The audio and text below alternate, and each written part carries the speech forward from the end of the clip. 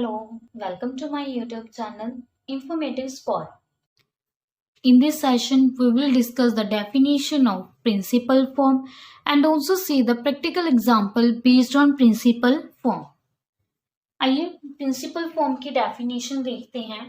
आपके पास कोई भी डिस्क्रिमिनेट होगा डी क्या होता है हमारे पास discriminate B square minus 4ac।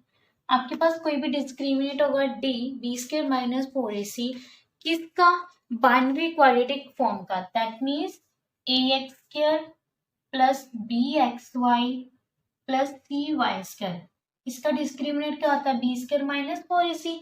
इस डिस्क्रिमिनेट की अगर इफ जो d है अगर वो d कॉन्ग्रुएंट हुआ जीरो मोडुलो 4 में, अगर d कॉन्ग्रुएंट है जीरो मोडुलो 4 में, मीन्स अगर यहाँ पे d की वैल्यू पुट कर रहे हैं और उसको 4 से डिवाइड कर रहे हैं तो यहाँ पे रिमाइंडर 0 आ रहा है, तो जो फॉर्म हमें ऑब्टेन होगी वो फॉर्म कौन सी होगी 1 0 मीन्स a की वैल्यू 1, b की वैल्यू 0 और c की वैल्यू होगी -1/4 इंटू डी।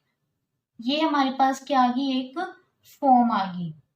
अगर यहाँ पे d कॉन्ग्रुएंट टू 0 मोड हो रहा है तो आपको ध्यान रखना है कि हमें जो फॉर्म मिलेगी वो ये फॉर्म मिलेगी 1 0 -1/4 डी। अगर हमारे पास इफ जो d है वो कॉन्ग्रुएंट है हमारे पास जो 1 मोडुलो 4 में, अगर d किसी के कॉन्ग्रुएंट है 1 मोडुलो 4 में कॉन्ग्रुएंट है तो जो हमारे पास फॉर्म बनेगी उस वो रिजल्ट क्या होगा 1, 0 की जगह यहाँ पे कितना आ जाएगा 1 और बाकी सिमिलर जैसे -1/4 लेकिन यहाँ पे d -1 हो जाएगा।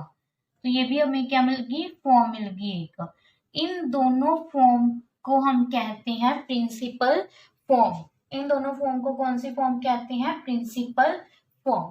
ये आपको ध्यान रखना है। इसके बेस पे हमारे एग्जाम सम होंगे कि अगर इफ जो डिस्क्रिमिनेट वैल्यू है अगर वो कॉन्ग्रुएंट है मोड 4 में तो जो फॉर्म हमें ऑब्टेन होगी वो क्या होगी 1 0 -1/4 इंटू डी।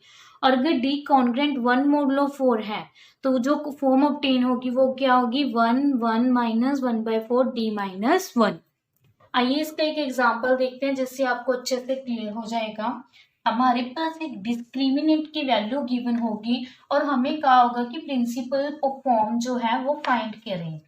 प्रिंसिपल फॉर्म कैसे फाइंड करेंगे हम, मान लो जो हमारे पास डिस्क्रिमिनेंट की वैल्यू है वो मान के चलते हैं कि -7 है। अगर डिस्क्रिमिनेंट की वैल्यू -7 गिवन की है तो जो अब हमें देखना है कि ये -7 जो है वो मोड 4 में मोडुलो 4 में किसके इक्वल आता है 0 के इक्वल आता है या फिर 1 के इक्वल आता है। ये आपको पता होगा ना कि a जो होता है वो कॉन्ग्रुएंट होता है b मोडुलो m में, b मोडुलो m में। इसका मतलब क्या होता है कि जो m है वो डिवाइड करेगा b माइनस ऑफ a को, राइट। तो यहीं पे है कि जो -7 है वो कॉन्ग्रुएंट है डैश मोडुलो 4। यहाँ पे कौन सी वैल्यू आएगी, तो यहाँ पे कौन सी वैल्यू आएगी 7 को आप डिवाइड करके देखो, जैसे 4 है मोडुलो 4 में देखें -7 कम है माइनस में आंसर आ रहा है, तो अगर यहाँ पे 8 होता तो जो हमें रिमाइंडर मिलता वो पूरा पूरा 0 हो जाता। लेकिन यहाँ पे क्या है 7 मीन्स एक कम है, ये नेगेटिव पहले लगा हुआ है तो यहाँ पे क्या आ जाएगा 1 आ जाएगा, ठीक है। तो -7 किसके कॉन्ग्रुएंट आ गया 1 मोडुलो 4 के कॉन्ग्रुएंट आ गया। इसका मतलब क्या है कि जो डिस्क्रिमिनेट है वो किसके कॉन्ग्रुएंट आ गया 1 मोडुलो 4। तो इसकी फॉर्म जैसे मैंने आपको बताई तो इसकी फॉर्म क्या होगी हमारे पास, तो यहाँ पे जो फॉर्म बन गई -7 इज कॉन्ग्रुएंट टू 1 मोडुलो 4। किस जो हमने अभी फॉर्म किया तो उसके अकॉर्डिंग ये किसकी फॉर्म बन गई हमारे पास, जो डी है वो क्या हो गया हमारे पास कॉन्ग्रुएंट टू 1 मोडुलो 4 का कॉन्ग्रुएंट हो गया, ठीक है। या अगर आपको यहाँ पे नहीं वैल्यू पता लग रही कि रिमाइंडर क्या आएगा तो आप नॉर्मल ऐसे भी कर सकते हो कि m क्या है हमारे पास 4 डिवाइड्स b की वैल्यू x मान लो माइनस प्लस हो जाएगा 7 तो x + 7/4। तो यहाँ पे x की क्या वैल्यू पुट करूँ कि पूरा पूरा डिवाइड कर जाए, लीस्ट वैल्यू फाइंड करनी है तो 1 पुट करूंगी तो 8 पूरा पूरा डिवाइड कर जाएगा, मतलब x की वैल्यू कितनी आ गई 1 आ गई, तो वो 1 पुट कर सकते हैं आप, ठीक है। ये थोड़ा सा इजी हो जाता है हमारे लिए। अब ये देखो डी किसके कॉन्ग्रुएंट आ गया, 1 मोडुलो 4 के। अगर डी हमारे पास, मैंने कंडीशन बताई थी कि if D is congruent to 1 modulo 4, then जो फॉर्म होगी हमारे पास वो किस टाइप की फॉर्म होगी हमारे पास, 1 1 माइनस 1/4 डी माइनस 1, इस टाइप की इक्वेशन होगी हमारे पास, राइट।